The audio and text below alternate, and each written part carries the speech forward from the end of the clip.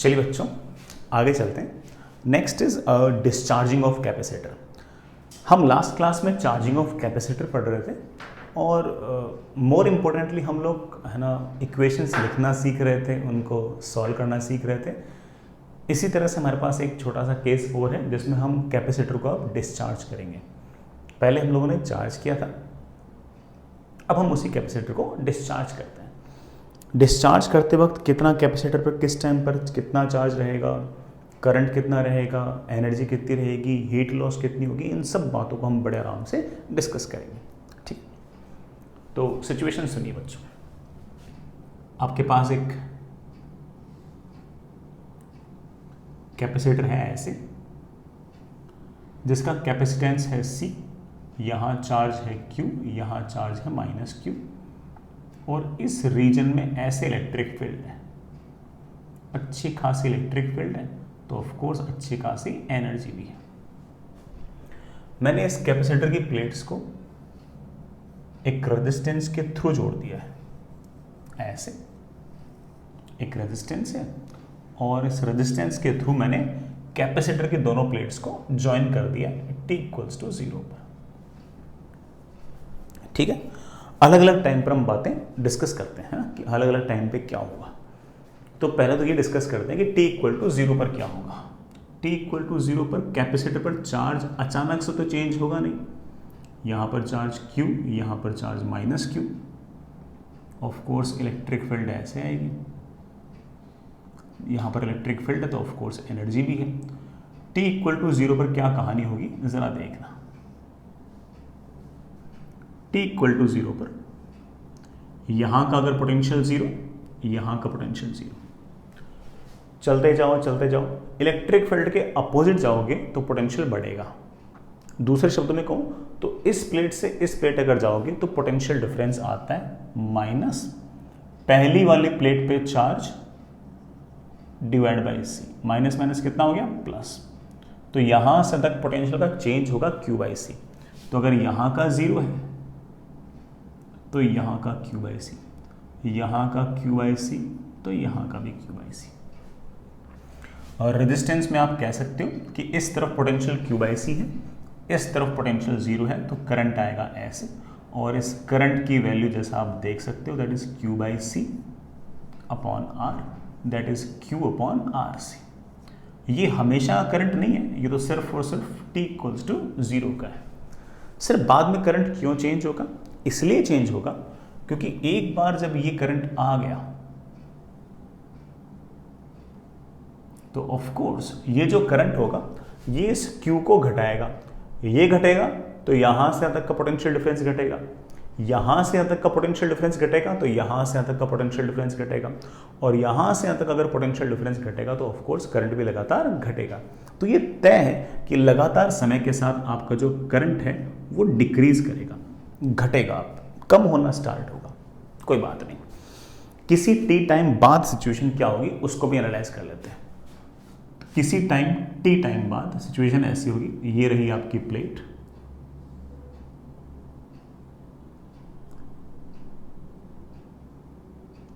यहां पर charge small q, यहां पर चार्ज -q, क्योंकि बड़ा चार्ज चेंज हो गया है। ये आपका रेजिस्टेंस R। मान लेता हूं कि करंट है ऐसे, ये करंट है ऐसे। एक चीज नोटिस करना कि अगर मैंने करंट अगर ऐसे माना है तो ये करंट जो है ये इस Q को बढ़ाएगा या घटाएगा? आप बोलोगे सर करंट अगर ऐसे है तो ऑफ कोर्स चार्ज तो घटेगा, तो ठीक है, इस बात को हम याद रखेंगे। I और Q दो अननोन हैं, उनको सॉल्व करने के लिए दो इक्वेशन चाहिए। एक इक्वेशन तो बहुत ही ऑब्वियस है कि I = -dq/dt। बेटा ये माइनस किस बात का? कि करंट अगर बाहर की तरफ है तो लगातार चार्ज घटेगा, और जो चीज घटती है उसका डिफरेंशिएशन क्या होना चाहिए? नेगेटिव।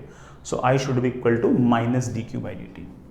मगर हम जानते हैं कि एक इक्वेशन से पार नहीं पड़ने वाली, कम से कम एक इक्वेशन तो और चाहिए। दूसरी इक्वेशन चाहो थोड़ा ऐसी बना दो, चाहे केवीएल लगा दो, मर्जी आपकी। मैं केवीएल लगाता हूं।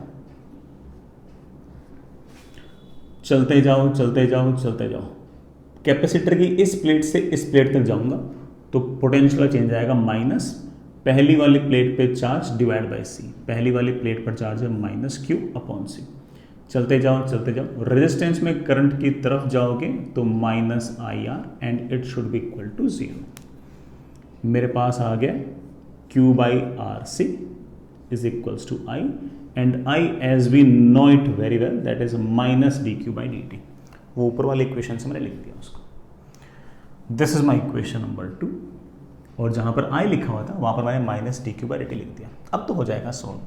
हम लिख सकते हैं D Q upon Q, Q को नीचे ले गया, that is equals to minus D T upon R सी।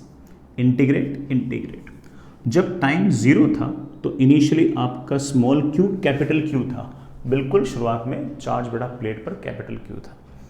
किसी भी टाइम टी पर बड़ा मान लेते हैं कि चार्ज हो गया क्यू, आसान सा integration, D Q upon Q का इंटीग्रेशन आएगा लॉग क्यू, कहाँ से कहाँ तक, कैपिटल क्यू से small Q, that is equals to minus t upon RC, log of small q upon capital Q is minus t upon RC। किसी भी time पर अगर चार्ज लिखना तो आप कह सकते हो कि सर किसी भी टाइम पर चार्ज आ गया Q is equals to capital Q that was initial charge into e raised to power minus t upon RC।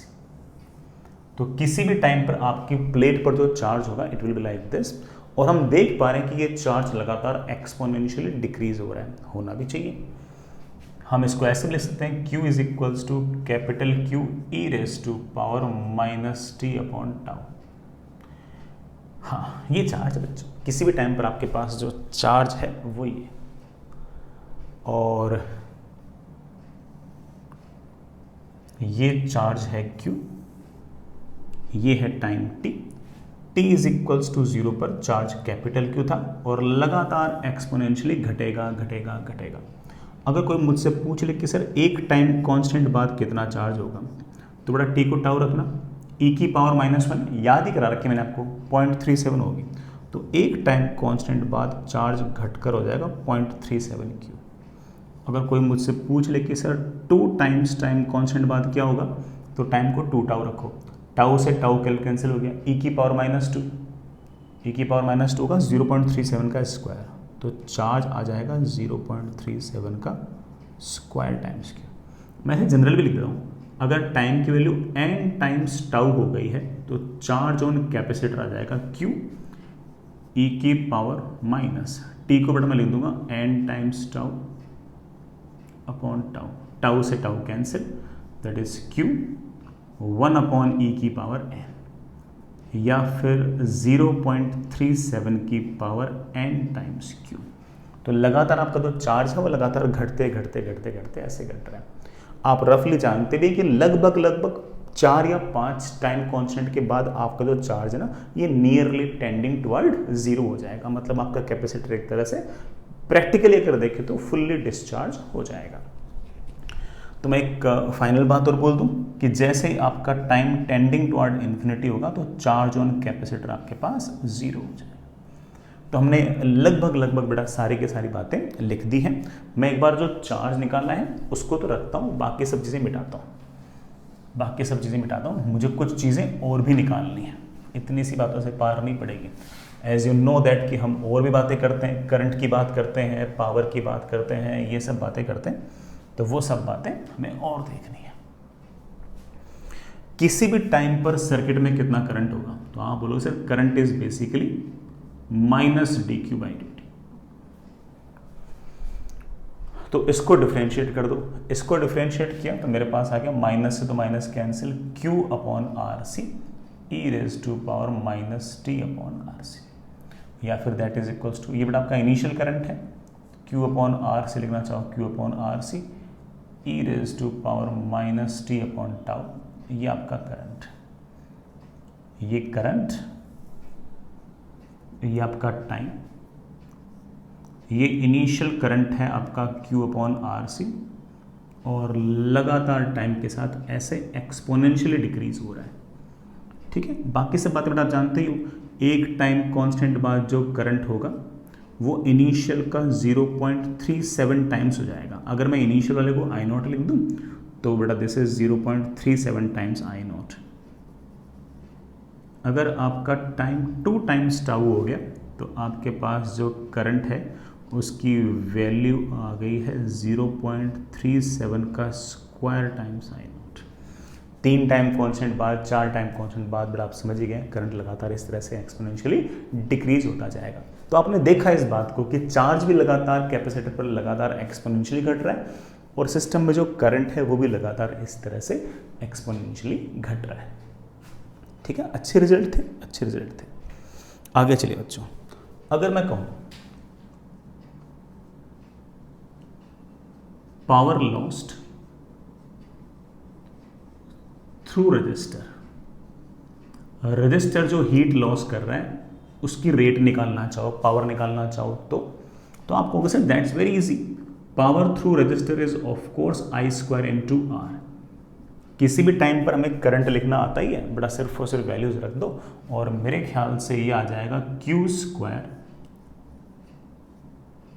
Upon R C square into e raise to power minus 2t upon R C, या फिर that is Q square upon R C square into e raise to power minus 2t upon tau. तो जो resistance के through जो power loss हो रही है उसका एक्सप्रेशन आपके पास ये भी आ गया, और ये भी एक्सप्रेशन आप जैसा देख पा रहे हो कि ये भी अपने आप में एक्सपोनेंशियली डिक्रीजिंग है। वो तो होना ही था बेटा, जब करंट एक्सपोनेंशियली डिक्रीजिंग है, ये तो करंट का स्क्वायर है, तो ये भी एक्सपोनेंशियली डिक्रीजिंग है कि नहीं। बल्कि जितने टाइम में करंट की वैल्यू 0.37 टाइम्स हो जाएगी ना, उतने टाइम में पावर की वैल्यू तो 0.37 का स्क्वायर टाइम्स हो जाएगी, क्योंकि पावर में तो आई स्क्वायर आ रहा है ना, इसलिए। तो हम किसी भी टाइम पर रेजिस्टेंस का जो पावर है वो बड़े आराम से लिख सकते हैं, हमें इसमें किसी प्रकार की कोई दिक्कत नहीं है। अगर कोई मुझे कह दे कि सर रेजिस्टेंस ने कितना पावर लॉस किया, इसका कोई ग्राफ बना सकते हो, अरे हाँ क्यों नहीं। रेजिस्टेंस कितना पावर लॉस कर रहा है टाइम के साथ, उसके लिए आप कह सकते हो कि t इज इक्वल्स टू 0 पर पावर है Q square upon R C square, और उसके बाद ऐसे लगातार घट रहे। अगर कोई मुझसे पूछ ले कि सर एक टाइम कांस्टेंट बाद पावर क्या होगा, तो मैं कहूंगा एक टाइम कांस्टेंट t को बड़ा टाउ रखना, टाउ से टाउ कैंसिल, e की पावर -2, e की पावर -1 0.37 है, तो ये तो 0.37 का स्क्वायर हो जाएगा। तो आप कह दोगे सर एक टाइम कांस्टेंट बाद ही ये 0.37 का स्क्वायर टाइम्स, मैं इसको अगर पी नॉट लिख दूं तो 0.37 का स्क्वायर टाइम्स पी नॉट हो जाएगा। अगर कोई मुझसे पूछ ले कि सर 2 टाइम कांस्टेंट बाद रेजिस्टेंस का पावर कितना हो जाएगा, मैं कहूँगा एक काम कर बेटा, टी को तो 2 टाइम्स टाउ रख, टाउ से टाउ कैंसिल, e की पावर -4, e की पावर -1 अगर 0.37 है तो e की पावर -4 क्या होगी। तो मेरे बच्चे बोल रहे होंगे कि सर वो 0.37 की पावर 4 टाइम्स पी नॉट हो जाएगा, एंड सो ऑन। अगर मैं कहूँ कि टाइम की वैल्यू n टाइम्स टाउ है, तो आप कह सकते हो कि पावर जो आएगा वो 0.37 का 2 टाइम्स n बड़ा। ये 2 किस कारण से आ गया, आई होप तुम समझ ही गए होंगे, वो 2 पढ़ा ना आप, इसलिए। ये 0.37 क्या है, ये 0.37 is the value of 1 upon e, या e की पावर -1, जैसे बोलना चाहो। अच्छी बात है। अच्छा, अगर कोई बच्चा मुझसे पूछ ले कि सर हीट लॉस कितनी होगी रजिस्टर के थ्रू, अगर आपको पूरी हीट लॉस निकालनी है तो ऑफ कोर्स रेजिस्टेंस का पावर वर्सेस जो टाइम ग्राफ है उसका एरिया निकाल लो, तो ये आपके पास आ जाएगी हीट लॉस्ट। हीट लॉस्ट जो है यही आपका एरिया है, और heat lost is of course power into time, लेकिन पावर तो कांस्टेंट नहीं है, तो छोटा सा टाइम, फिर जोड़ लो, जोड़ना मतलब इंटीग्रेशन, कहाँ से कहाँ तक बड़ा, शुरुआत से लेकर तब तक जब तक पावर है। पावर कब तक है, जब तक करंट है। करंट कब तक है, थ्योरेटिकली तो इन्फाइनाइट टाइम तक करंट है, बाकी तुम जानते हैं लगातार घट ही रहा है। बेटा रखना वैल्यूज, क्यू स्क्वायर बाहर, आर सी स्क्वायर बाहर, ई की power -2t upon R C into D T. कहाँ से कहाँ तक इंटीग्रेट करना है, 0 से लेके इन्फिनिटी तक। मेरे पास शायद ये आ गया है Q square upon R C square divided by, जो भी टी का कॉफिशिएंट होता है उससे डिवाइड करना पड़ता है, तो -2/RC बड़ा ई की इंटीग्रेशन यही रहेगा, ई की पावर -इन्फिनिटी, टाइम को बड़ा इन्फिनिट रखा, माइनस ई की पावर टी को बड़ा 0 रखा, ई की पावर 0, ई की power -infinity as we know that 0, e की पावर 0 इज 1, तो ये -1 आ जाएगा, वो माइनस और ये माइनस कैंसिल हो जाएगा, एक आर से एक आर कैंसिल, सी से ये सी कैंसिल, और आपके पास ये जो आंसर आ गया ये आ गया ऑफ कोर्स Q²/2C। तो जो भी हीट लॉस है वो आपके पास आ गई Q²/2C। ये हीट आपको इस तरह से निकालने की ज़रूरत नहीं थी, आप तो कह सकते थे कि सर बिल्कुल शुरुआत में इस प्लेट के पास चार्ज Q था और इस प्लेट के पास चार्ज -Q था, तो इस रीजन के अंदर कुछ ना कुछ इलेक्ट्रोस्टैटिक पोटेंशियल एनर्जी स्टोर्ड है, और उस इलेक्ट्रोस्टैटिक पोटेंशियल एनर्जी को हमने निकाल रखा है कि उसकी वैल्यू आएगी Q²/2C। और हम जानते हैं कि फाइनली मतलब टाइम टेंडिंग टुवर्ड इन्फिनिटी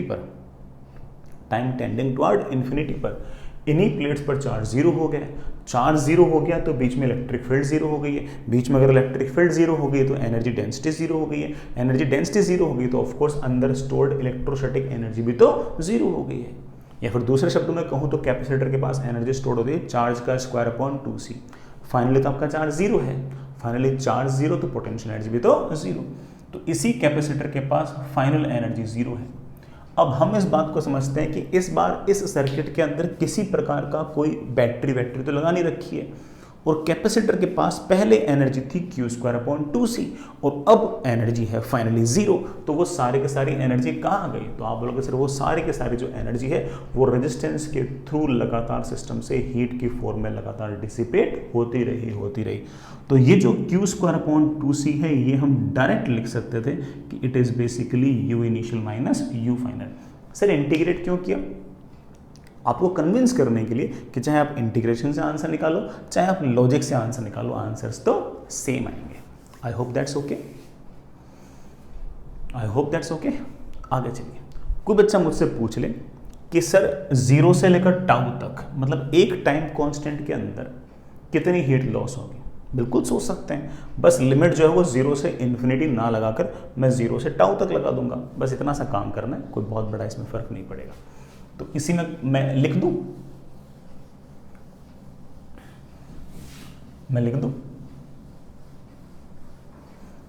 चलिए मैं इसे ऐसे स्टेटमेंट टाइप लिख देता हूं, जैसे कि व्हाट इज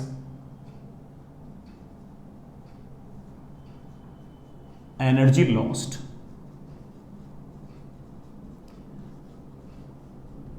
थ्रू रजिस्टर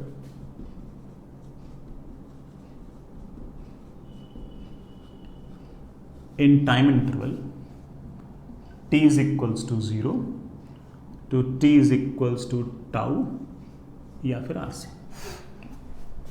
कोई दिक्कत नहीं बेटा, लिमिट चेंज कर दो आंसर आ जाएगा। चेक कर लेते हैं क्या है बेटा हमारा एनर्जी, हीट लॉस्ट कितनी है, तो हीट लॉस्ट आएगा power of resistance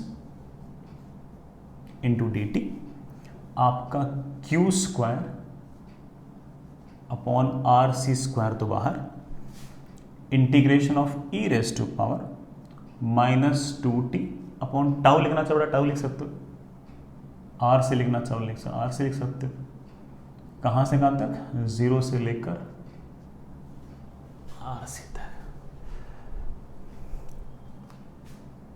that is Q² upon RC², जो t का कॉफिशिएंट है उससे डिवाइड करो, t का कॉफिशिएंट है -2 अपॉन RC, तो -2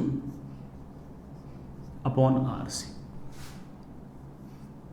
अंदर आएगा e की power -2t upon RC। Limit कहाँ से कहाँ तक लगानी है? 0 से RC, तो मेरे पास आ गया Q² upon 2 times C into, अच्छा माइनस भी है, हाँ टाइम को बड़ा आर से रखना, आर सी कैंसिल, ई की पावर -2 माइनस टी को 0 रखना, टी को 0 कितना आ गया 1। तो मेरे पास हीट लॉस का आंसर आ गया, कितना आ गया बेटा Q square upon 2c 1 minus 1 upon e square, ये आंसर आ गया। या फिर Q square upon 2c 1 minus, बेटा 1 अपॉन ई को हम 0.37 लिख सकते हैं, तो दैट इज 0.37 का स्क्वायर।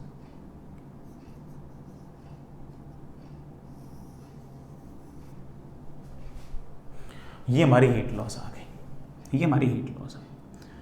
हमने बढ़िया से किया, अच्छे से किया, कोई बुरा तरीका नहीं है। बट कोई बच्चा कह सकता है कि सर इस बात को ना लॉजिक से भी कर सकते हैं, और जैसे आपने बताया ना सर वैसे कर सकते हैं। कैसे?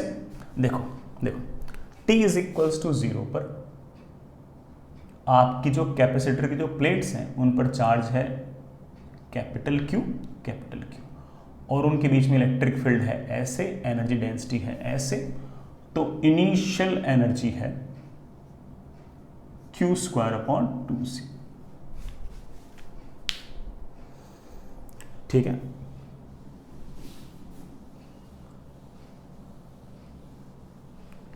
एक टाइम कांस्टेंट बाद ही, आप जानते हैं एक टाइम कांस्टेंट बाद ही जैसे टाइम की वैल्यू टाउ हुई वैसे ही इन प्लेट्स के पास चार्ज है Q by e minus Q by e, या फिर बड़ा 0.37 की, या फिर बड़ा माइनस ऑफ 0.37 की, एक ही बात।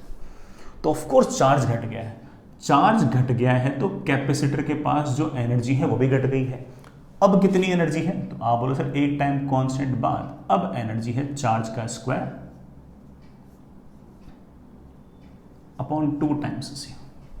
हम जानते हैं कि कैपेसिटर के पास पहले एनर्जी ज्यादा थी, बाद में एनर्जी कम है, बैटरी कुछ है नहीं, तो पक्की बात है कि कैपेसिटर के पास जो एनर्जी होगी जितनी घटी होगी वो सिस्टम में किसी न किसी फॉर्म से बाहर निकली होगी। किस फॉर्म से बाहर निकल सकती है? ऑफ कोर्स रेजिस्टेंस के थ्रू, हीट की फॉर्म में बाहर निकल सकती है।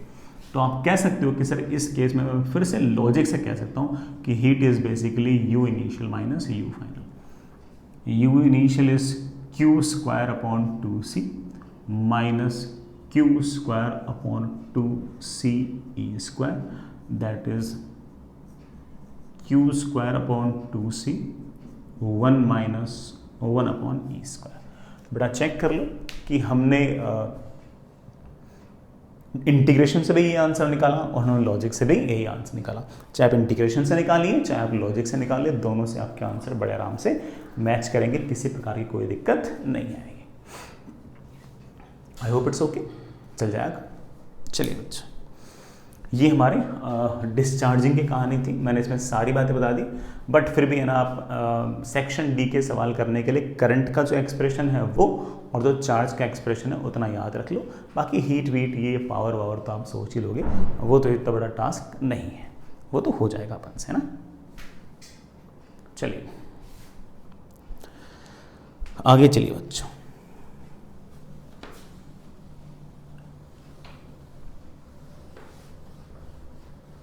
नेक्स्ट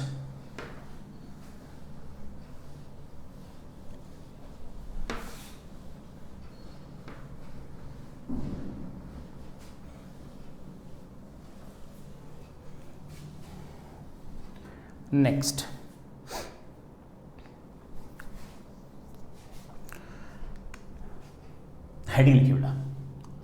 नेक्स्ट इज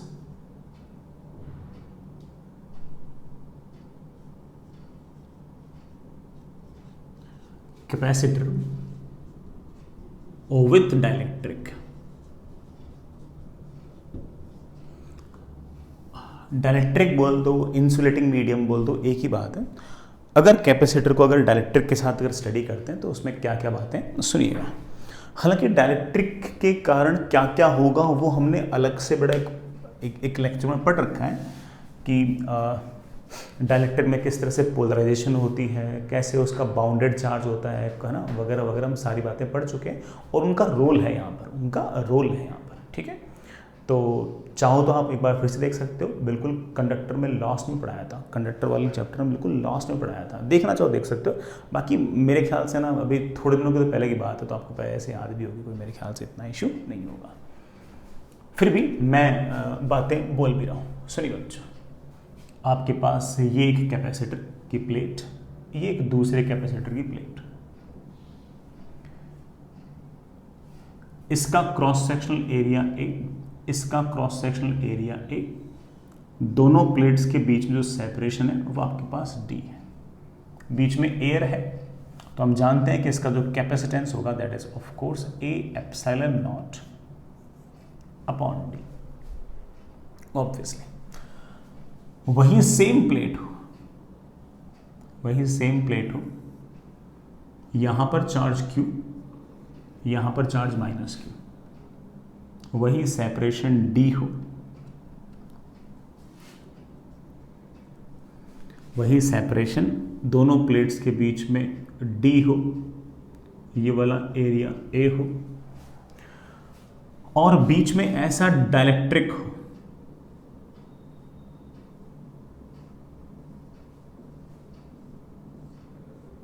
ऐसा डाइलेक्ट्रिक जिसका डाइलेक्ट्रिक कांस्टेंट एप्सिलॉन आर हो। डाइलेक्ट्रिक कांस्टेंट बोल दो या रिलेटिव परमिटिविटी बोल दो, एक ही बात, अलग अलग बातें नहीं है, but this is your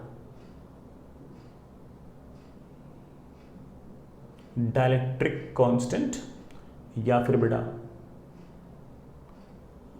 relative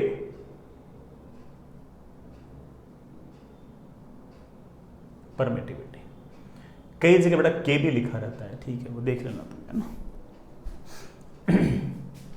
अब इससे होगा क्या, समझते हैं इस बात को। जैसे आपने यहां पर Q चार्ज रखा, यहां पर माइनस Q चार्ज रखा, हम जानते हैं कि इस पर अंदर वाले प्लेट पर बेटा कुछ ना कुछ सिग्मा आ जाएगा, इस पर कुछ ना कुछ माइनस सिग्मा आ जाएगा। ये जो आपका इंसुलेटिंग मटेरियल है, जो डाइलेक्ट्रिक मीडियम है, इसके अंदर पोलराइजेशन होगा, और इस Q चार्ज और इस माइनस Q चार्ज के कारण इलेक्ट्रिक फील्ड आएगी ऐसे, ढंग से सुनना बेटा, और उस इलेक्ट्रिक फील्ड की वैल्यू आएगी Q upon A epsilon not, इतनी आएगी, एप्सिलॉन आर लगाने की जरूरत नहीं अभी तक। इस Q चार्ज और माइनस Q चार्ज की वजह से इलेक्ट्रिक फील्ड आएगी ऐसे Q upon A epsilon not. उसके कारण क्या होगा कि इस डाइलेक्ट्रिक के जो मीडियम है उनका पोलराइजेशन होगा, इस तरफ प्लस आएगा, इस तरफ माइनस आएगा। इस कारण आपका जो जितना का सारा मीडियम है वो ऐसे डाइपोल्स की तरह बिहेव करने लग जाएगा, ऐसे, ये प्लस ये माइनस, ये प्लस ये माइनस, ये प्लस ये माइनस, ये प्लस ये माइनस, ये प्लस ये माइनस, और ये प्लस ये माइनस, जिसमें से ये वाला प्लस और माइनस नज़दीक होंगे, इनका नेट इफेक्ट जीरो, ये प्लस माइनस नज़दीक होंगे, इनका नेट इफेक्ट जीरो, ये प्लस माइनस नज़दीक होंगे, इनका नेट इफेक्ट जीरो। सिर्फ और सिर्फ कौन से बचेंगे, जो सबसे ऊपर वाला माइनस चार्ज है वो, और जो सबसे नीचे वाला प्लस चार्ज है वो, ये दो ही बचेंगे। तो इसके कारण क्या होगा कि ये जो प्लेट जिसके पास चार्ज है प्लस Q, और ये जो प्लेट है जिसके पास चार्ज है माइनस Q, तो इस प्लस Q के पास में ऐसे एक नेगेटिव चार्ज का एक लेयर बन जाएगी।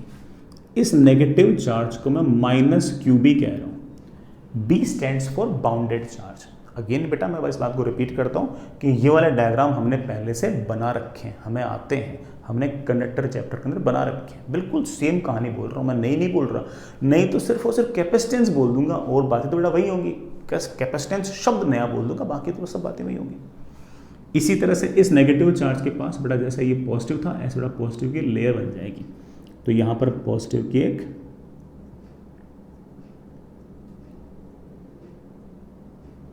लेयर बन जाएगी। ये जो पॉजिटिव चार्ज है दिस इज प्लस QB। अब होगा क्या कि इस प्लेट पर जो प्लस Q और माइनस Q है, इनकी वजह से हम जानते हैं कि इलेक्ट्रिक फील्ड आएगी Q अपॉन ए epsilon naught.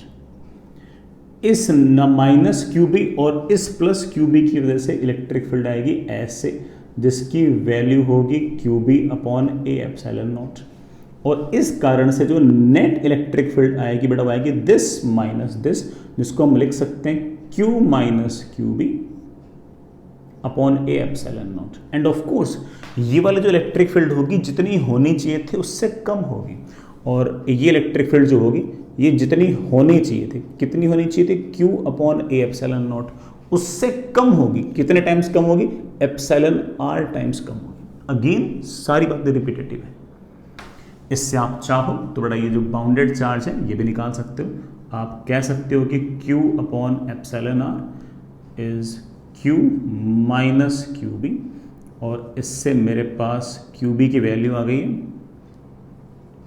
Q 1 minus 1 upon epsilon R. जो आपका बाउंडेड चार्ज है उसकी वैल्यू आ गई है इस तरह से। सिग्माज में भी लिख सकते हो बेटा, मान लो कि ना ये क्यू ना दे रखे होते और सिग्मा दे रखे होते, तो बाउंडेड चार्ज का जो सिग्मा होगा वो प्लेट के चार्ज का sigma into 1 minus 1 upon epsilon R. खैर आप कहोगे सर मुझे इन बातों में इतना इंटरेस्ट नहीं है। सर मुझे तो इंटरेस्ट इस बात में कि कैपेसिटेंस पे क्या फर्क पड़ा। ये तो सर आप सारी बातें रिपीट से ही बोल रहे हो। आप तो सर मुझे बताओ ना कैपेसिटेंस पे क्या फर्क पड़ा, उस बात पे आओ आप तो। ये तो सर रिपीट है। तो capacitance I know that now, ये कैपेसिटेंस पहले, अब कैपेसिटेंस का क्या हाल है? तो मैं कहूंगा अब capacitance is basically charge on the positive plate Q, हमने तो चार्ज Q दे रखा है, upon V। V is of course in दोनों प्लेट्स के बीच का पोटेंशियल डिफरेंस। Q तो ठीक है बेटा, पोटेंशियल डिफरेंस को मैं लिख सकता हूं इलेक्ट्रिक फील्ड इनटू यहां से यहां तक के distance. Let's say this distance is d। Sir, what will be the electric field? Electric field will be this. Q upon A epsilon naught epsilon r। ये तो आपकी electric field into D. Q से Q cancel हो गया और capacitance की value आ गई है A epsilon naught into epsilon r upon D. ये आपका कैपेसिटेंस आ गया, ये आपका कैपेसिटेंस आ गया। तो इसका मतलब बीच में अगर एयर है तो कैपेसिटेंस ये है, और अगर बीच में कोई और मीडियम है तो आपका जो कैपेसिटेंस है उसकी वैल्यू हो गई है A epsilon naught epsilon R upon D. बेटा कई जगह एप्सिलॉन आर की जगह के भी लिखा होता है, तो मैं उसको भी लिख देता हूँ, that is a epsilon naught K upon D. के इज योर डायरेक्ट्रिक कांस्टेंट भी कह सकते हो, बड़ा की बात है, अलग अलग बातें नहीं। रिलेटिव परमिटिविटी बोलना, डायलेक्ट्रिक कांस्टेंट बोलना, एक ही बात है। और आप देख पा रहे हो कि आपका जो कैपेसिटेंस है वो जितना होना चाहिए था ना उसका k टाइम्स हो गया।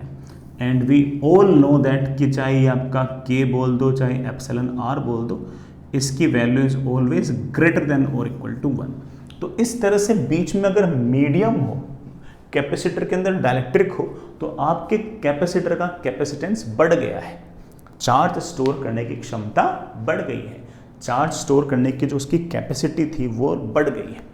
तो जब भी आप इस तरह से कोई कैपेसिटर को डायलेक्ट्रिक में रख दोगे, कैपेसिटर के प्लेट्स में कोई डायलेक्ट्रिक इंसर्ट कर दोगे, तो उस केस में आपका कैपेसिटेंस इंक्रीज हो जाएगा। और कितने टाइम्स हो जाएगा? एप्सिलॉन आर या के टाइम्स। बेटा ये दोनों ही यूज कर रखे होते हैं, अक्सर बुक्स में एक के यूज कर रखा होता है, but this K is not different from your epsilon R, they are more और लेस सेम। बेटा एक ही बात है। I hope you really get the point. Sir ये बाउंडेड चार्ज वाली बात का कोई यूज़ नहीं, ऐसा कोई बहुत ज़्यादा यूज़ नहीं है, लेकिन आपके मन में फील आनी चाहिए थी इस बात की कि सर ये आखिर इलेक्ट्रिक फील्ड घटा क्यों। तो उस इलेक्ट्रिक फील्ड को घटते हुए प्रूव करने के चक्कर में मुझे इतना सारा काम करना पड़ा। बाकी ठीक है बेटा, मेरे ख्याल से तुम इस बात को तो सोच ही सकते थे। तो जब भी इस तरह से कोई डायलेक्ट्रिक होगा तो इस बात का ध्यान रखें कि डायलेक्ट्रिक आते ही आपका कैपेसिटेंस इंक्रीज हो जाएगा। गुड, बढ़िया है कि नहीं? चलिए बच्चों,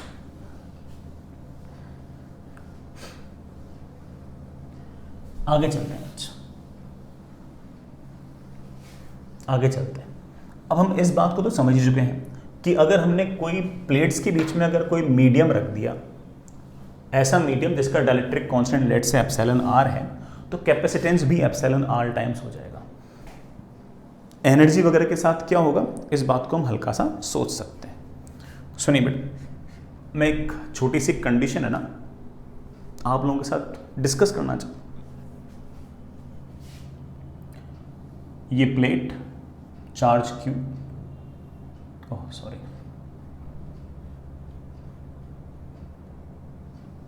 ये प्लेट चार्ज माइनस Q, दोनों प्लेट्स के बीच में सेपरेशन है D, एरिया है A। इन प्लेट्स को किसी बैटरी से किसी से नहीं जोड़ रखा, तो पक्की बात है चार्ज Q तो फिक्स हो गया, ठीक है।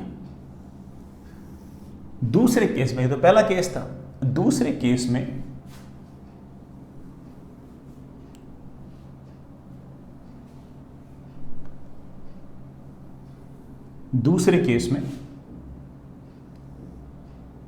ये चार्ज Q, ये चार्ज -Q, वही बड़ा सेपरेशन D, एरिया A। दूसरे केस में मैंने ना एक ऐसा डाइलेक्ट्रिक लगा दिया पूरे बीच में जिसका डाइलेक्ट्रिक कांस्टेंट K है, फेयर इनफ, कोई दिक्कत तो नहीं। कोई बैटरी कनेक्ट नहीं कर रखी, तो जो चार्ज पहले वही चार्ज बाद में। छोटी छोटी बातें डिस्कस कर रहा हूं, ये before insertion of dielectric insert करने से पहले और ये डाइलेक्ट्रिक इंसर्ट करने के बाद, ठीक है। छोटी छोटी बातें, हो सकता है बेटा कुछ बातें रिपीटेटिव हो तो झेलना, ठीक है। सबसे पहला, what is charge on capacitor? आप बोलोगे sir charge on capacitor is basically the positive charge on the plate, that is Q। पहले भी इतना है और डाइलेक्ट्रिक को इंसर्ट करने के बाद भी इतना ही है, सेम, ठीक है। अगला काम, इन दोनों प्लेट्स के बीच में इलेक्ट्रिक फील्ड कितनी है? यहां पर जो इलेक्ट्रिक फील्ड है मैंने उसको E0 लिख दिया, और यहां पर जो इलेक्ट्रिक फील्ड है मेरे बच्चों मैंने उसको E लिख दिया है। इलेक्ट्रिक फील्ड दोनों प्लेट्स के बीच में इलेक्ट्रिक फील्ड कितनी है? तो मेरे बच्चे बोलेंगे कि सर इस Q चार्ज की प्लेट की वजह से Q/2A epsilon not, negative charge की प्लेट की वजह से Q/2A एप्सिलॉन नॉट, दोनों को ऐड किया तो मेरे पास आ गया Q/A एप्सिलॉन नॉट। सर बाद में क्या हालत है? बाद में हम जानते हैं कि इलेक्ट्रिक फील्ड पहले वाले जितनी नहीं रहेगी बल्कि दैट डिवाइड बाय K हो जाएगी। तो आप कह सकते हो कि that is Q/A epsilon naught into epsilon R, या एप्सिलॉन R नहीं दे रखा तो उसकी जगह K, ठीक है, तो तुम समझ गए। तो इलेक्ट्रिक फील्ड घट गई है, कोई बात नहीं, ये हुई इलेक्ट्रिक फील्ड। आगे चलो, दोनों प्लेट्स के बीच में पोटेंशियल डिफरेंस, दोनों प्लेट्स के बीच में what is the potential difference? तो आप बोलोगे sir potential difference is of course electric field into distance, because electric field is constant, that is QD upon A epsilon naught. इन दोनों प्लेट्स के बीच में potential difference that is of course E into D, that is Q upon A epsilon naught K into D। And as you can see that कि electric field is 1/K times, so potential difference is also 1/K times। तो आपका potential difference जितना पहले था बेटा उतना नहीं है, उससे कम हो गया है। सर कम का कैसे पता? Because we know that कि K की value is always greater than 0। अगर एयर नहीं है तो ग्रेटर देन 0 होगी ना, एयर में होती बनता है ना। चलिए बच्चा, आई नो आप बोर हो रहे हो, लेकिन इसी पूरे चार्ट से मुझे लगता है कि मैं कॉन्सेप्चुअली सारे डाउट मिटा सकता हूँ तुम लोगों के, है ना, सब एकदम बढ़िया कर सकता हूँ। पहले कैपेसिटेंस कितना है? हालांकि कैपेसिटेंस कितना है मेरे बच्चे पहले से जानते हैं। इस टाइम पर कैपेसिटेंस है कितना चार्ज अपॉन कितना पोटेंशियल डिफरेंस, तो that is Q divided by QD upon A epsilon naught. Q से Q cancel and answer comes out to be A epsilon naught upon D। बाद में कैपेसिटेंस कितना? बाद में ऑफ कोर्स चार्ज तो Q upon potential difference, charge तो Q, potential difference है QD upon A epsilon naught K, Q से Q cancel that is A epsilon naught K upon D। And as you can see that कि ये जो capacitance है ये K times C naught, ये K times C naught, जितना capacitance पहले था उसका K टाइम्स हो गया। अच्छी बात है बच्चा। अगली बात, इन दोनों प्लेट्स के बीच में जो जगह है उसमें एनर्जी डेंसिटी कितनी है? एनर्जी डेंसिटी का फॉर्मूला होता है एयर या वैक्यूम के अंदर half epsilon naught into electric field का square. That is half epsilon naught into electric field का square, that is Q square upon A square epsilon naught का स्क्वायर। मैं इसको du बाई dv नॉट लिख रहा हूं, ठीक है। बाद में एनर्जी डेंसिटी कितनी है बेटा, डाइलेक्ट्रिक इंसर्ट करने के बाद एनर्जी डेंसिटी कितनी है, फॉर्मूला होता है हाफ, पता नहीं आप भूल तो नहीं गए, फॉर्मूला होता है half epsilon into electric field का स्क्वायर। एप्सिलॉन होता है epsilon naught into epsilon R, epsilon R की वैल्यू तो कितनी है के, ठीक है, इनटू इलेक्ट्रिक फील्ड का स्क्वायर, इलेक्ट्रिक फील्ड का square is Q square upon A square epsilon naught square K square. आपका सॉरी एप्सिलॉन नॉट का भी स्क्वायर आएगा, आपका एक एप्सिलॉन नॉट कैंसिल, आपका एक के cancel, that is Q square upon 2 times A square epsilon naught के। तो इससे मैं कह सकता हूं कि जितनी एनर्जी डेंसिटी आपकी पहले थी उससे घट गई है बेटा, कितने टाइम्स हो गई है, 1/k टाइम्स हो गई।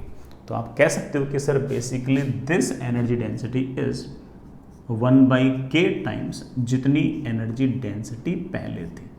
बड़ा दिख तो रहा है ना, दिख रहा है। चलिए बच्चों, एनर्जी डेंसिटी भी लिख ली। अगर कोई मुझसे पूछ ले कि सर एनर्जी कितनी स्टोर्ड है, बिल्कुल सोच सकते हैं।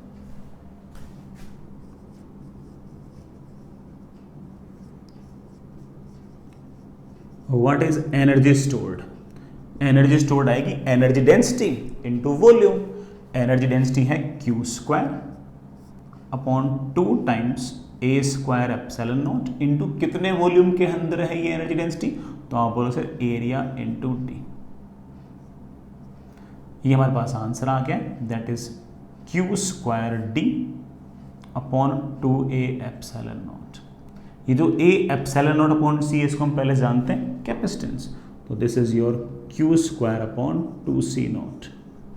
आना ही था, Q square upon 2c not तो फॉर्मूला है ही बेटा।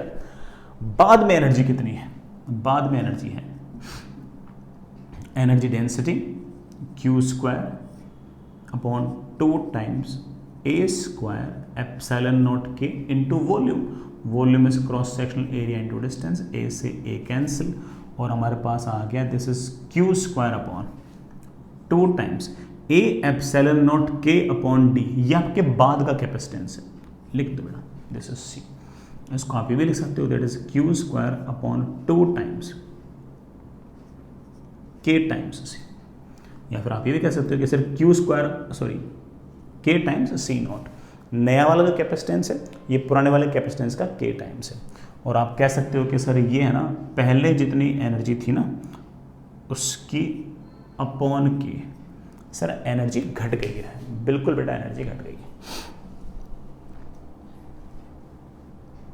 पहले एनर्जी अगर यू नॉट थी तो अब बेटा यू नॉट बाई के हो गई।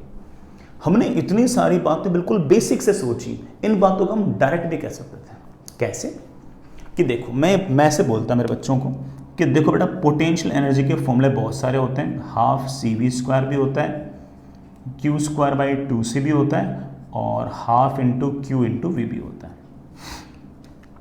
ठीक है।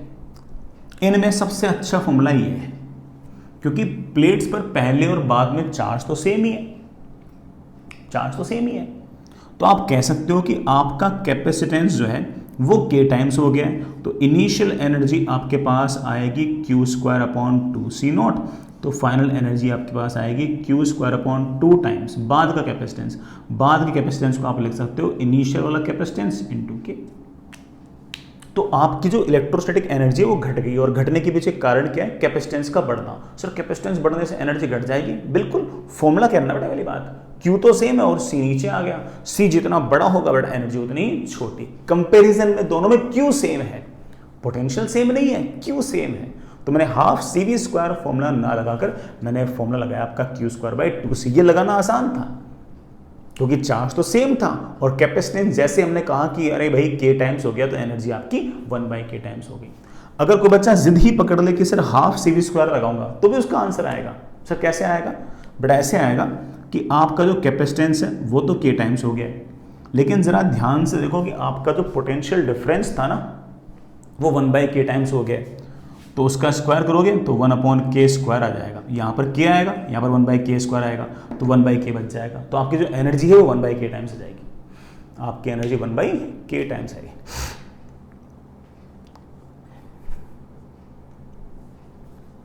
आपकी एनर्जी 1/k टाइम्स है। तो जैसे सोचना चाहो वैसे सोच सकते हो। मुझे q²/2c पर्सनली थोड़ा सा ज़्यादा अच्छा लगता है, और मैंने कारण भी आपको बता ही दिया कि मुझे q²/2 से ज़्यादा पसंद क्यों आया, क्योंकि q बेटा पहले भी सेम था, मतलब पहले और बाद में सेम है, और q बेटा पहले और बाद में अगर सेम है तो ऑफकोर्स वो ज़्यादा अच्छा है। I hope that's okay. ये आपका सारा अरेंजमेंट, ठीक है। आगे चलते हैं बच्चों। अपन ने बहुत ही बढ़िया तरीके से सारी की सारी बात पढ़ी, समझी।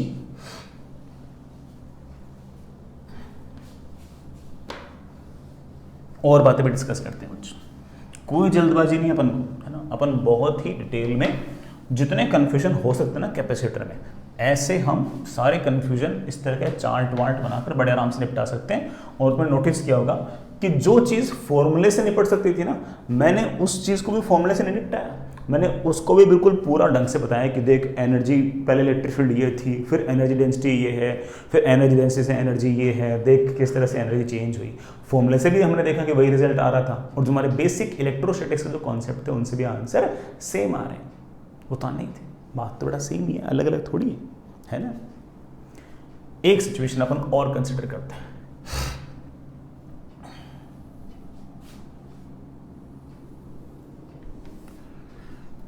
आपके पास कैपेसिटर की प्लेट, दोनों प्लेट्स के बीच में सेपरेशन है d, एरिया है a।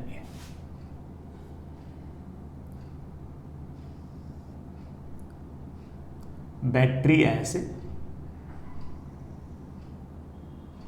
जिसका वोल्टेज v। इस बार बड़ा बैटरी लगा रखी है, ये थोड़ा पहले की कहानी है। बाद में क्या हुआ, बैटरी वही लगी हुई है, प्लेट्स भी वही है, वही एरिया,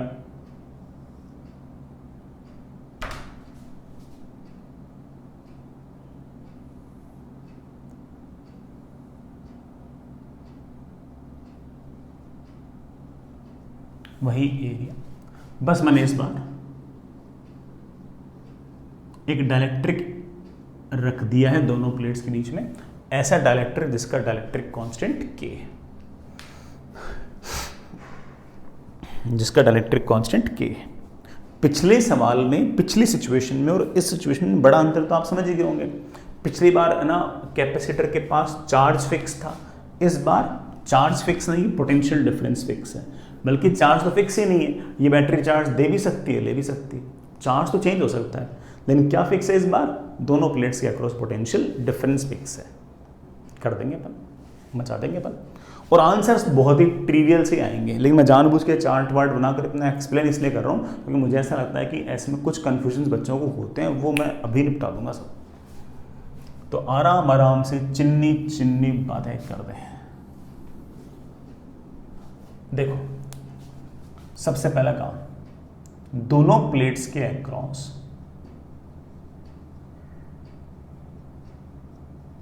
पोटेंशियल डिफरेंस कितना है, तो आप बोलोगे सर V। यहां का पोटेंशियल अगर 0 है तो ऑफ कोर्स यहां का पोटेंशियल V है, यहां का पोटेंशियल अगर 0 है तो ऑफ कोर्स यहां का पोटेंशियल V है। तो पहले भी पोटेंशियल डिफरेंस V, अब भी potential difference V।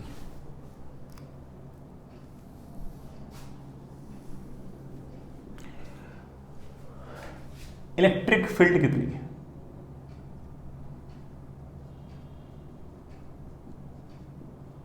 Electric field कितनी है, ये इलेक्ट्रिक फील्ड मैंने E0 मान ली, यहां मैंने इलेक्ट्रिक फील्ड E मान ली,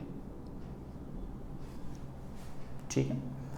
इलेक्ट्रिक फील्ड लिखने का सबसे बढ़िया जुगाड़ मुझे ये लग रहा है यहाँ का पोटेंशियल V, यहाँ का potential 0, distance D, electric field बेटा कांस्टेंट तो है ही, तो E not is V minus 0 upon D, electric field is V minus 0 upon D। तो आप कह सकते हो कि electric field is V by D। Sir बाद में इलेक्ट्रिक फील्ड कितनी है सोचते हैं। यहां से यहां तक का पोटेंशियल डिफरेंस जो पहले वही बाद में, जितने डिस्टेंस पहले उतने डिस्टेंस बाद में। तो मैं कह सकता हूं कि फिर से पोटेंशियल डिफरेंस है V, डिस्टेंस है D, तो इलेक्ट्रिक फील्ड तो सेम ही आ गई। डाइलेक्ट्रिक इंसर्ट करने से पहले भी इलेक्ट्रिक फील्ड वही थी और डाइलेक्ट्रिक इंसर्ट करने के बाद भी इलेक्ट्रिक फील्ड वही है। दोनों प्लेट्स के बीच में डाइलेक्ट्रिक हो या ना हो, इलेक्ट्रिक फील्ड तो वही आ गई। सर आपने तो सिखाया था कि है ना वो नीचे एप्सिलॉन नॉट की जगह एप्सिलॉन आर आएगा। सर मेरी फीलिंग तो ऐसी थी कि है ना electric field 1 epsilon R times घटना चाहिए था। सर तो इलेक्ट्रिक फील्ड वही आ गई। पहले तो तुम कन्विंस हो जाओ कि इलेक्ट्रिक फील्ड वही आएगी, क्या कारण वारण बाद में डिस्कस कर लेंगे, लेकिन पहले कन्विंस हो जाओ कि अपन ने कुछ गलत तो नहीं किया ना। यहाँ का पोटेंशियल 0, यहाँ का potential V minus 0 upon D, ये इलेक्ट्रिक फील्ड। भाई हमने इलेक्ट्रिक फील्ड का एक डेफिनेशन दे रखा है, पोटेंशियल ग्रेडियंट। जब भी बेटा इलेक्ट्रिक फील्ड यूनिफॉर्म होती है तो change in potential upon distance, उसको हम इलेक्ट्रिक फील्ड कहते ही हैं। अब भी पोटेंशियल डिफरेंस वही है, डिस्टेंस वही है, तो इलेक्ट्रिक फील्ड तो वही आएगी। हाँ, अब इलेक्ट्रिक फील्ड जब वही आ गई, अब बच्चा सोचेगा कि सर यहाँ पर डाइलेक्ट्रिक इंसर्ट कर दिया तो सर नीचे एप्सिलॉन नॉट की जगह epsilon naught into epsilon R आना चाहिए, है कि नहीं सर? और अगर वो आना चाहिए तो सर फिर तो इलेक्ट्रिक फील्ड तो घटनी चाहिए थी। नहीं, उतनी आएगी इलेक्ट्रिक फील्ड, तो अपन ने सही किया है। सर उतनी आएगी क्यों? नीचे एप्सिलॉन आर नहीं आएगा, एप्सिलॉन आर भी आएगा, लेकिन होगा क्या कि इस प्लेट पर जितना चार्ज पहले था ना, अब इस प्लेट पर उतना चार्ज नहीं है, चार्ज बढ़ जाएगा। तो जो इलेक्ट्रिक फील्ड तुम लिख रहे थे, मान लो कि यहां पर चार्ज Q है, यहां पर चार्ज माइनस Q है, तो इस इलेक्ट्रिक फील्ड को आप ऐसे लिखते थे Q upon A epsilon not, ठीक है। अब यहां पर चार्ज मान लो आ गया है Q डैश, Q नॉट बोल दो, ये Q नॉट, ये Q नॉट, तो ये Q नॉट। अब मान लो चार्ज आ गया Q, यहां पर आ गया माइनस Q, तो अब आएगा आपके पास Q upon A epsilon naught into epsilon R, और इसकी इलेक्ट्रिक फील्ड की वैल्यू अगर वहां वाली इलेक्ट्रिक फील्ड की वैल्यू के बराबर ही है तो पक्की बात है कि डिनोमिनेटर अगर एप्सिलॉन आर टाइम्स है तो ऊपर वाला चार्ज भी तो एप्सिलॉन आर टाइम्स हो गया होगा। तो इसका मतलब जो चार्ज है ना प्लेट्स पर, वो बेटा पहले जितना था उतना नहीं है। सर ये एक्स्ट्रा चार्ज आया कहां से? ऑफ कोर्स इस बैटरी ने दिया होगा, ऑफ कोर्स इस बैटरी ने दे दिया होगा। तो चार्ज भी प्लेट्स पर चेंज हुआ है, हम देख लेंगे, चिंता मत करो, वो तुम्हें दिख भी जाएगा धीरे धीरे, चिंता मत करो। आगे चलो, हमने इलेक्ट्रिक फील्ड लिख दी। मैं कहूं बेटा व्हाट इज कैपेसिटेंस, तो आप बोलोगे सर पहले तो कैपेसिटेंस था C not is A epsilon naught upon D, और बाद में नजर आ रहा है कि कैपेसिटेंस हमारा बढ़ गया है, that is A epsilon naught K upon D। जितना कैपेसिटेंस पहले था उससे K टाइम्स हो गया।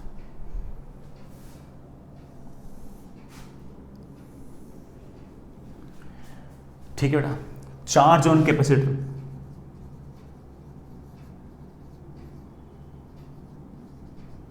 अगर आपको चार्ज ऑन कैपेसिटर सोचना है, सोच लो बेटा, charge on capacitor is Q not is C not into V, ऐसे लिखो सीधा C नॉट इंटू V। बाद में चार्ज ऑन कैपेसिटर कितना है? Of course capacitance into V। ये कैपेसिटेंस पहले वाले कैपेसिटेंस का K टाइम्स है, पोटेंशियल डिफरेंस तो वही है, तो आप कह सकते हो this is K times C not into V।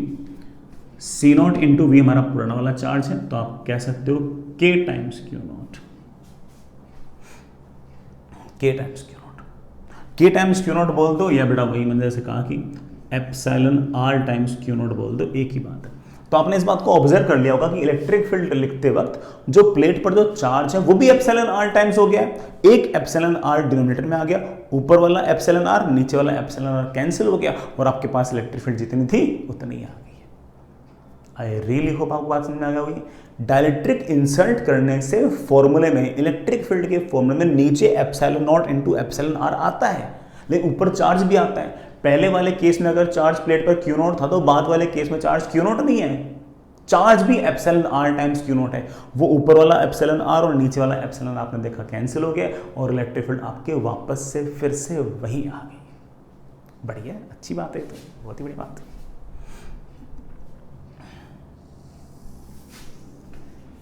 आगे चलिए बेटा, व्हाट इज एनर्जी डेंसिटी। पहले एनर्जी डेंसिटी कितनी है, तो आप बोलोगे sir half epsilon naught into electric field का स्क्वायर। बाद में एनर्जी डेंसिटी कितनी है, एनर्जी डेंसिटी है du by dv is half epsilon naught, नहीं बेटा, epsilon naught into epsilon R. Epsilon naught into epsilon R को बेटा मैं क्या कह सकता हूँ, मैं एप्सिलॉन आर को क्या भी कह सकते हो, into into into into into electric field का स्क्वायर। इलेक्ट्रिक फील्ड वही है, कितनी है, v square upon D square. And as you can see that कि आपकी एनर्जी डेंसिटी जो है ना,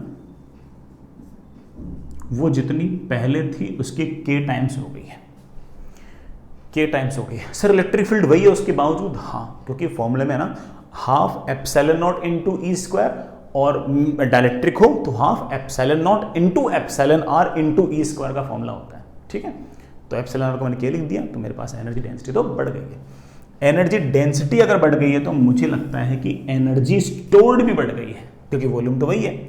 पहले कितनी एनर्जी स्टोर्ड थी, तो आप बोलोगे सर पहले एनर्जी स्टोर्ड थी U naught, that is half into capacitance into voltage का स्क्वायर। बाद में कितनी एनर्जी स्टोर्ड है, तो आप बोलोगे sir half into C into V का स्क्वायर। वी तो सेम रहेगा, सी तो बढ़ गया, और आप बोलोगे sir that is half into that is K times C naught into V square. And as you can see that की energy has increased, energy has become के टाइम्स ऑफ यू नॉट। यहां पर अगर एनर्जी यू नॉट है तो वहां पर आपके पास एनर्जी के टाइम्स यू नॉट। सर जब चार्ज फिक्स था तब एनर्जी घटी थी, तब आपने Q square by 2c formula लिया था। आज आप जानबूझ के हाफ से भी स्क्वायर फॉर्मूला ले रहे हो। सर आप फॉर्मूला लेने में कई बार मक्कारी करते हो, अपनी मर्जी से ले लेते हो कुछ भी। नहीं, मैं अपनी मर्जी से नहीं लेता, मैं लॉजिक से लेता हूं। चार्ज फिक्स था तो Q square by 2c use किया, अब पोटेंशियल फिक्स है तो हाफ से भी स्क्वायर लिखूंगा भाई।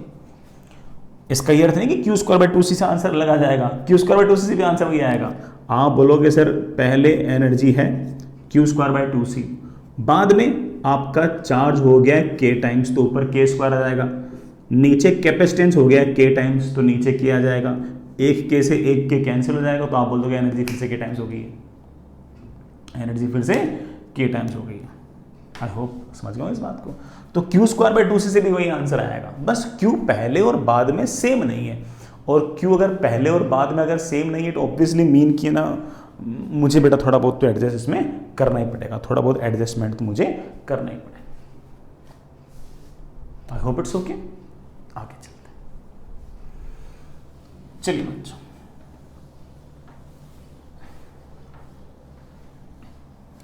आगे चलिए बेटा।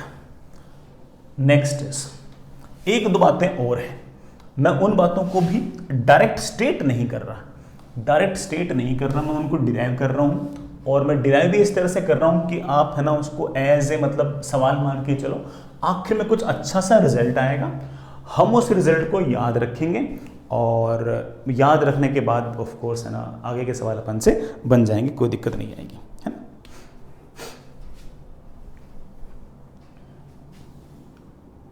तो सवाल ऐसा है, plate metallic plate area A, metallic plate area A. ये डिस्टेंस आपकी d1, ये डिस्टेंस आपकी d2, तो दोनों प्लेट्स के बीच नेट डिस्टेंस कितनी हो गई है, d1 प्लस d2। यहां बेटा एक डायलेक्ट्रिक है जिसका डायलेक्ट्रिक कांस्टेंट K1 है, ये दूसरा डायलेक्ट्रिक है जिसका डायलेक्ट्रिक कांस्टेंट K2 है। बढ़िया बच्चों, इस ऊपर वाली प्लेट के पास चार्ज बड़ा Q है, नीचे वाली प्लेट के पास -Q। जो बात पूछू ना उसी का जवाब देना, और कोई इर्द गिर्द बातें करने की जरूरत नहीं तुम लोगों का ना। जो बात पूछो बेटा वही जवाब देना और बिल्कुल चिल रहना। Electric field will be like this.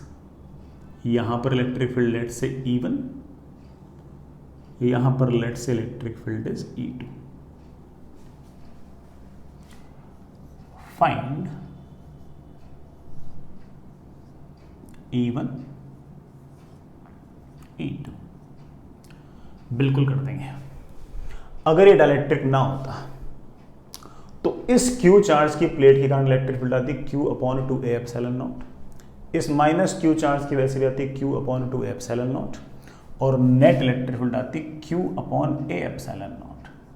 अब आप कहोगे सर डाइलेक्ट्रिक है इसलिए इलेक्ट्रिक फील्ड होगी Q/A/0 इंटू εr।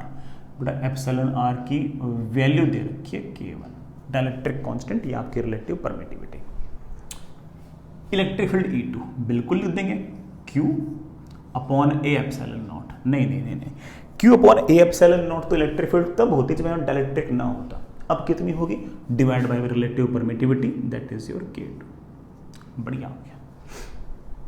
तीसरा सवाल, व्हाट इज, मैं बेटा डेरिवेशन कर रहा हूं, अच्छी डेरिवेशन जो काम आएगी, जो एक बार उसके फॉर्मूले अगर बन गए ना अपन लोगों से फिर अपन मचा देंगे। और डेरिवेशन ऐसे नहीं कि मैं कर रहा हूं, मैं है ना उसको ऐसे फॉर्म ऑफ सवाल पूछ रहा हूं तुम लोगों से। मुझे लगता है कि ऐसे अगर स्टेप वाइज अगर तुम लोगों से सवाल पूछूंगा ना तो तुम भी उस नतीजे पर, उस रिजल्ट पर पहुंच जाओगे जो रिजल्ट मैं आप लोगों से करवाना चाहता हूं। बढ़िया यार, ऐसे अगर सोचोगे तुम्हें थोड़ा कॉन्फिडेंस भी आएगा, देखो यार ऐसी बात मैं खुद सोच लेता हूं। ठीक है, तो चलिए, what is potential difference between plates. दोनों प्लेट्स के बीच में पोटेंशियल डिफरेंस कितना है? ऑफ कोर्स इलेक्ट्रिक फील्ड है ऐसे, तो ये हायर पोटेंशियल, ये लोअर पोटेंशियल। यहां से यहां तक का पोटेंशियल डिफरेंस है E1 D1, यहां से तक का पोटेंशियल डिफरेंस है E2 D2, तो यहां से यहां तक का नेट पोटेंशियल डिफरेंस है E1 D1 plus E2 D2, that is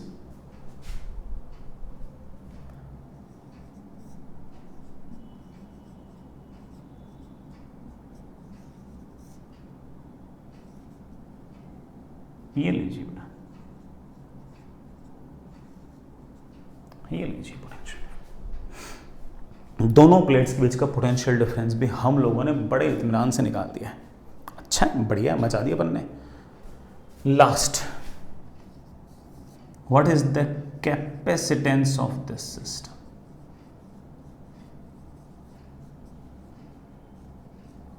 इस सिस्टम का कैपेसिटेंस कितना है ये बताओ। तो आप बोलोगे सर कैपेसिटेंस होता है पॉजिटिव वाली प्लेट पर कितना चार्ज है डिवाइड बाय दोनों प्लेट के बीच का पोटेंशियल डिफरेंस। और ऐसा लिखते ही कैपेसिटेंस की मेरे पास वैल्यू आई है Q upon potential difference. Potential difference is Q D1 upon A/0 K1 plus Q D2 upon A/0 K2। Q से Q कैंसिल।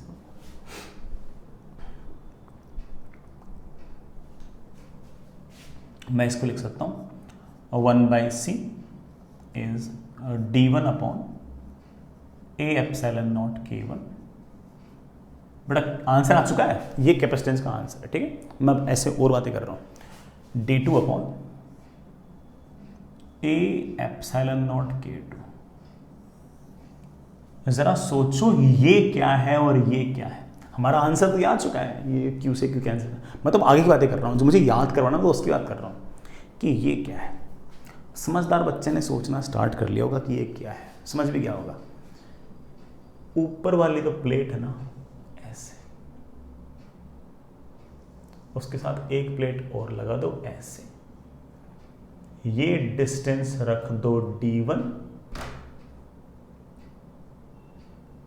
ये एरिया ए, ये डाइलेक्ट्रिक का कांस्टेंट K1, फिर ऐसा बड़ा तार, फिर ऐसे एक दूसरा डाइलेक्ट्रिक और ले लो यूं, ये डिस्टेंस ले लो D2, इस डाइलेक्ट्रिक का डाइलेक्ट्रिक कांस्टेंट ले लो K2। ये लो बच्चा। अब देखो मैं ये कह रहा हूं कि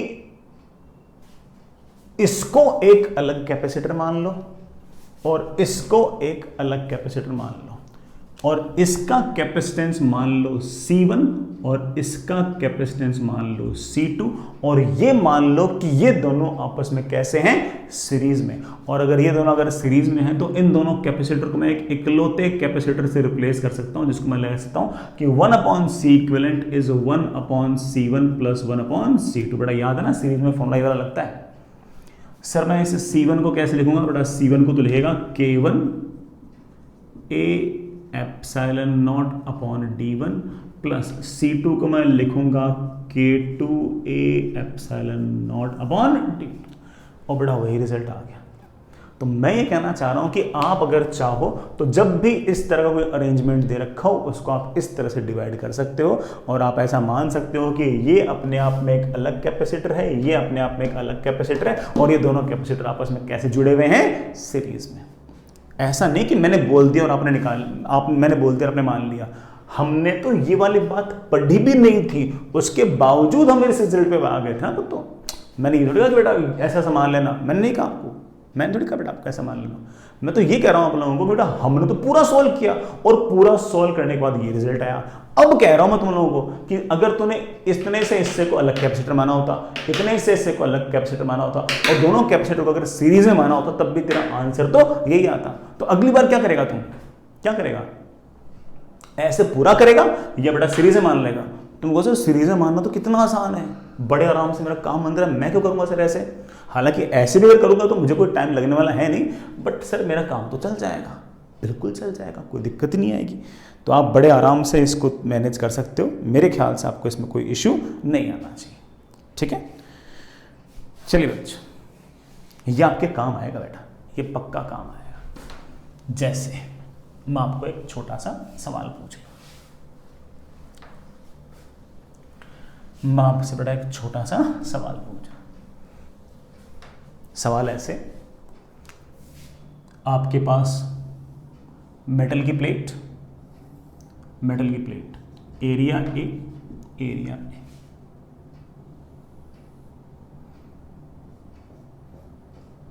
डाइलेक्ट्रिक ऐसा, ये डिस्टेंस है d/3, डाइलेक्ट्रिक कांस्टेंट है K1।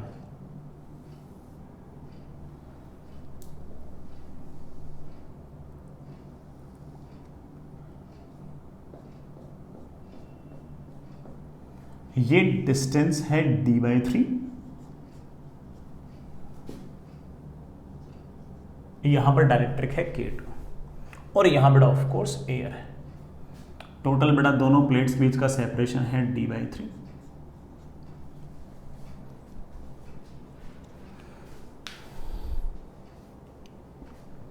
ठीक है, और हमें इसका कैपेसिटेंस निकालना है, ये बेटा आपकी मेटल की प्लेट, ये आपके पास एरिया ए की, ये दोनों आपकी मेटल की प्लेट्स।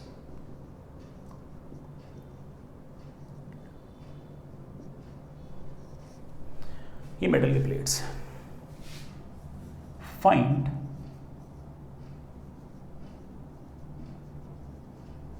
कैपेसिटेंस, इस सिस्टम का कैपेसिटेंस निकालो। आप है ना इसे अलग कैपेसिटर मानो C1, इसे अलग कैपेसिटर मानो C2, और इसे अलग कैपेसिटर मानो C3, और इन तीनों को मानो सीरीज में। इसमें डाइलेक्ट्रिक है जिसका डाइलेक्ट्रिक कांस्टेंट K1, यहां पर डाइलेक्ट्रिक है जिसका डाइलेक्ट्रिक कांस्टेंट K2, और यहां तो एयर है। मैं कहूंगा कि पूरे अरेंजमेंट का इक्विवेलेंट कैपेसिटेंस ऐसे निकालूंगा कि 1/C, तीनों सीरीज में, should be equal to 1/C1 plus 1/C2 plus 1/C3। C3, 1/C1। C1 मतलब इसका कैपेसिटेंस, बड़ा डायलेक्ट्रिक है तो K1 A epsilon naught upon D, D आया ऊपर D/3, बड़ा डिस्टेंस D नहीं बड़ा D/3 है, प्लस इसका कैपेसिटेंस बड़ा क्या आएगा K2 A epsilon naught upon D, D नहीं बड़ा डिस्टेंस है D/3, प्लस C3 ये तो एयर में ही है तो सीधा लिख दो A epsilon naught upon D, D नहीं बड़ा D/3। ये आपका 1/C है, C निकालना चाहो तो ठीक है बेटा सॉल्व करके उसको उल्टा कर दो, ये आपका आंसर आ जाएगा। तो जब भी इस तरह से आपके पास कोई अरेंजमेंट्स दे रखे हो आप बड़े आराम से इनको सॉल्व कर सकते हो, मेरे ख्याल से बेटा इसमें आपको कोई दिक्कत नहीं आनी चाहिए, है ना। और ये तो मस्ट टाइप के से ही सवाल है बेटा, है ना, ये तो अपन को आने चाहिए।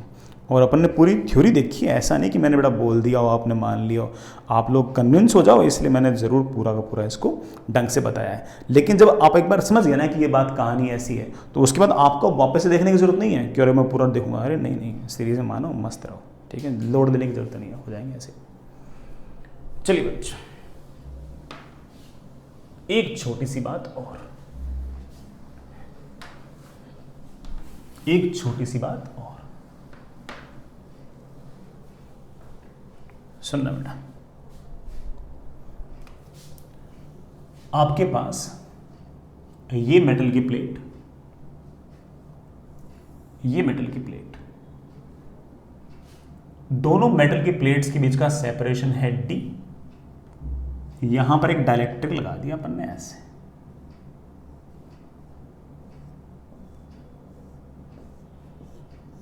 जिसका डाइलेक्ट्रिक कांस्टेंट है K1 और ये वाला एरिया है A1। ये दूसरा डाइलेक्ट्रिक लगा दिया, इसका डाइलेक्ट्रिक कांस्टेंट है K2 और ये वाला एरिया है A2।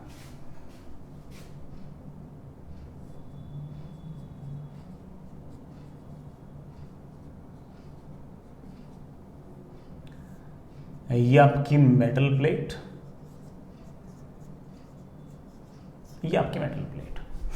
अब मैं एक छोटी सी बात पूछ रहा हूं, मेटल प्लेट है इलेक्ट्रोस्टैटिक कंडीशन में, तो यहां का पोटेंशियल अगर V तो यहां का पोटेंशियल भी V, फेयर ना।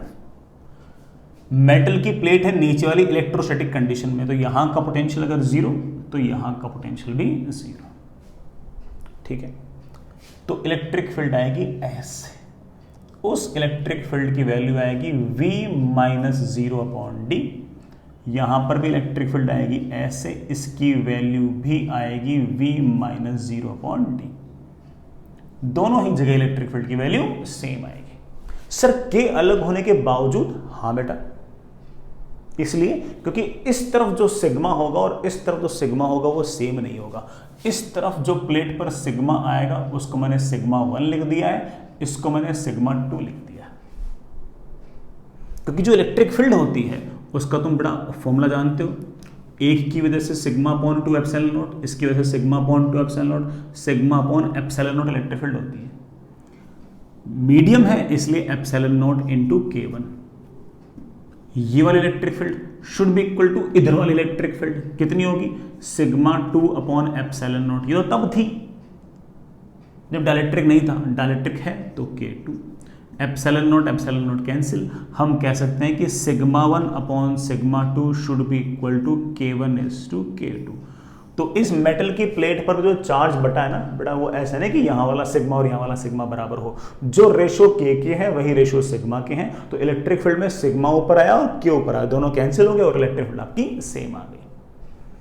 मेन बात ये नहीं है, मेन बात ये है कि इस पूरे के पूरे अरेंजमेंट को आप कह सकते हो कि यहां से तोड़ लो और आप ये कहो कि जो पोटेंशियल डिफरेंस इस कैपेसिटर के अक्रॉस वही पोटेंशियल डिफरेंस इस कैपेसिटर के अक्रॉस। तो ये दोनों कैपेसिटर आपस में कैसे हुए पैरेलल, आप इस पूरे के पूरे अरेंजमेंट को इस तरह से फील कर सकते हो।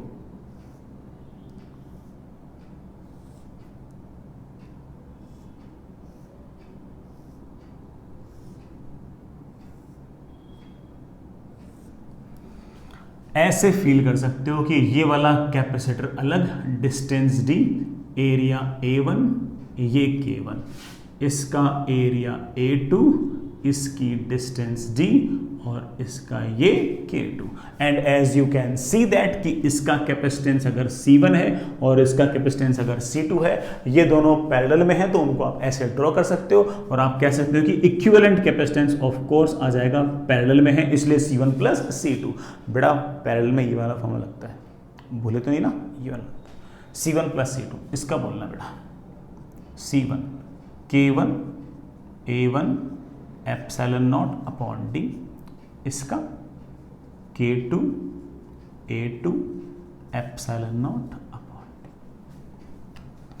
तो जब भी कोई दो कैपेसिटर जब भी बेटा कोई दो डाइलेक्ट्रिक इस तरह से अगर पैरेलली पड़े हों तो आप बड़े आराम से उनको इस तरह से मैनेज कर सकते हो, कोई इतना बड़ा टास्क भी ये नहीं है, ठीक है, हम बड़े आराम से मैनेज कर सकते हैं। आई होप मैं जो कहना चाह रहा हूँ तुम समझ गए होंगे। तो जब भी डायलेक्ट्रिक्स अगर ऐसे पड़े हों, यूं पड़े हों, तो वो सारे सारे सीरीज में हैं, ऐसे पड़े हों तो वो डायलेक्ट्रिक सारे के सारे ऐसे पैरेलल में हैं। तो ऐसे आप सीरीज और पैरेलल मान के बड़े आराम से सब सोल्व कर सकते हो, कोई दिक्कत नहीं आएगी, ठीक है, समझ गए इस बात का। चलिए मैं एक बढ़िया सा सवाल पूछ लेता हूँ, मैं एक अच्छा सा सवाल पूछ लेता हूँ बेटा, इसका ईजियर वर्जन भी शीट में आएगा। मैं सीधा ही है ना बढ़िया सवाल पूछ रहा हूँ, मतलब वो सवाल पूछ रहा हूँ जिसमें कन्फ्यूजन रहता है ना, तो जिसमें कन्फ्यूजन है वही सवाल पूछ रहा हूँ, है ना, तो वो कर लोगे तो बेटा ठीक है, बाकी सारे तो हो ही जाएंगे, बाकी तो बेटा ठीक है चिन्ने मिलने से होंगे, हो जाएंगे, अगर ये हो जाएंगे तो बाकी भी हो जाएंगे। प्लेट प्लेट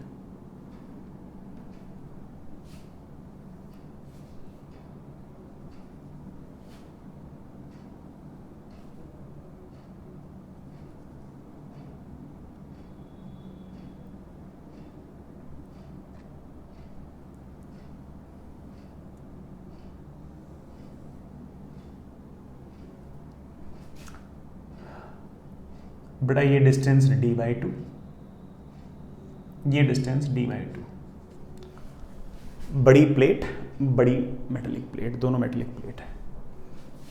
ये जो एरिया है बेटा ये a/2 है, ये जो एरिया है ये a/2।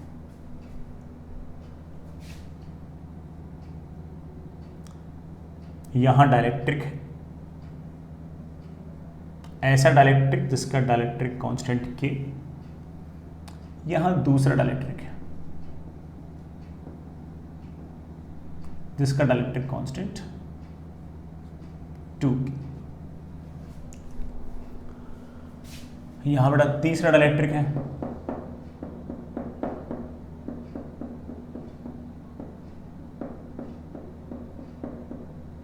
जिसका डाइलेक्ट्रिक कांस्टेंट है 3K,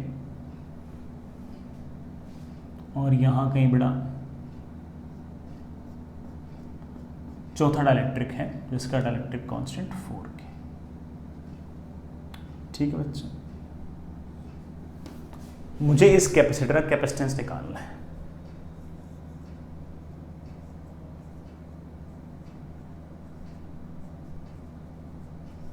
फाइंड कैपेसिटेंस, मुझे इसका कैपेसिटेंस निकालना है। मैंने जानबूझ के सवाल लिया ही ये वाला है क्योंकि मुझे ऐसा लगता है कि ना इसमें ना कन्फ्यूजन आता ही आता है यार, ना बच्चों को कन्फ्यूजन रहता ही रहता है। वो जो कन्फ्यूजन है ना वो मैं खुद ही शेयर कर देता हूँ कि ना बच्चों को क्या कन्फ्यूजन रहता है। हालांकि आपके पास बेटा ठीक है नियरली 30 सेकंड्स तो हो चुके हैं सवाल को मैंने लिखे हुए, तो अगर किसी बच्चे के अगर दिमाग में कन्फ्यूजन आना होगा तो आ भी क्या होगा। इसे अलग कैपेसिटर मान लो, C1 का, ये C2, ये C3, ये C4, लेकिन मानने के दो तरीके हैं। एक तो ऐसे कि ये दोनों आपस में सीरीज में है,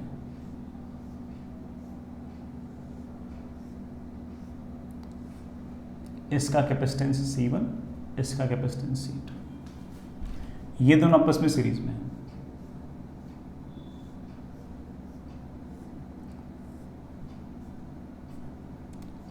ये C3 है और ये C4 है, और फिर आपस में एक दूसरे के पैरेलल है। एक तो ये तरीका, और एक तरीका कोई बच्चा कह दे सर ये दोनों पैरेलल में हैं, C1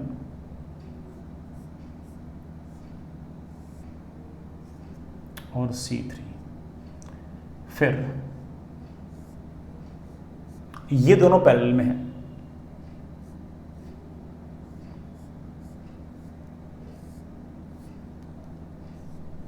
ये C2 है, ये C4। फिर आपस में दोनों सीरीज में, ये या ये, both can not be correct. दोनों करेक्ट नहीं हो सकते, दोनों में से एक सही एक गलत है। सोच लो पहले कौन सा गलत हो सकता है, सोच लो, दिमाग लगा लो तुम्हारे हिसाब से, फिर मुझे तो आंसर बोलना ही है। एक गलत है, सोच लिया, ये गलत है, ये गलत है। सर कैसे? बेटा दोनों पैरेलल में है ही नहीं। मैं मानता हूं कि यहां का पोटेंशियल और यहां का पोटेंशियल सेम है, भाई यहां का पोटेंशियल और यहां का पोटेंशियल सेम है, मानता हूं। एक ही मेटल प्लेट है तो ऑफ कोर्स यहां का पोटेंशियल यहां का पोटेंशियल तो सेम, लेकिन इस पॉइंट का और इस पॉइंट का, मतलब इस पॉइंट का या इस पॉइंट का या इस पॉइंट का या इस पॉइंट का ये पोटेंशियल सेम हो, ये कैसे बोल दिया? यहां का पोटेंशियल यहां का पोटेंशियल मुझे ना पता कितना है, यहां सेम है, लेकिन यहां और यहां सेम हो ऐसा जरूरी नहीं है, जरूरी नहीं बेटा, अब जरूरी नहीं। अगेन यहां का पोटेंशियल और यहां का पोटेंशियल सेम होगा, यहां का पोटेंशियल और यहां का पोटेंशियल सेम होगा, लेकिन इन दोनों पॉइंट का है, इस पॉइंट का और इस पॉइंट का, ये वाला पॉइंट का प्रेशर बेटा सेम है, जरूरी नहीं है। इसमें देखो,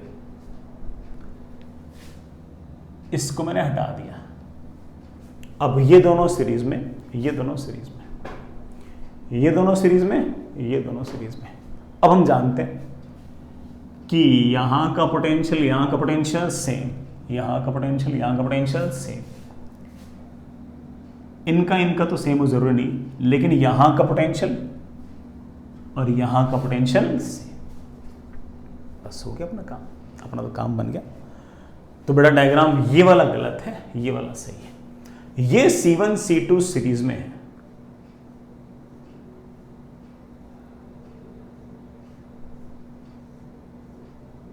ये C1 C2 अगर सीरीज में है तो that is C1 C2 upon C1 plus C2। ये C3 C4 सीरीज में है तो C3 C4 upon C3 plus C4। फिर आपस में दोनों पैरेलल हैं, तो आप कहोगे से पूरे अरेंजमेंट का जो C इक्विवेलेंट आया है वो आया है C1 C2 upon C1 plus C2 plus C3 C4 upon C3 plus C4। वैसे सही कहूं तो ये आंसर है, बाकी वैल्यूज रखनी है, आप जिद कर रहे हो, वैल्यूज रख देता हूं। बेटा C1 बोलना, C1 है के ए, बेटा एरिया ए नहीं है, A/2 के A epsilon naught upon D, D नहीं बेटा D/2। तो C1 की वैल्यू आ गई है के A epsilon naught upon D. C2 के नहीं बेटा 2K, area A/2 epsilon naught upon D/2, by two cancel, बड़ा ये C2 आ गया। ऐसे आपका C3 आ गया 3K A epsilon naught upon D, बड़ा एरिया A नहीं है A/2, डिस्टेंस D ने D/2। C4 की वैल्यू आ गई है 4K A epsilon naught upon D। सिर्फ और सिर्फ वैल्यूज रखनी है और आप बड़े आराम से, बड़े इत्मीनान से कह सकते हो कि C इक्विवेलेंट आ गया है C1 C2 K A epsilon naught upon D into 2K A epsilon naught upon D divide by दोनों का sum, that is 3K A epsilon naught upon D plus C3 C4 3K A epsilon naught upon D into 4K A epsilon naught upon D upon इन दोनों का sum, that is 7K A epsilon naught upon T. Solve कर लेना बेटा, है ना, इच्छा हो तो ठीक है, बाकी चलो मैं कर लेता हूँ सॉल्व।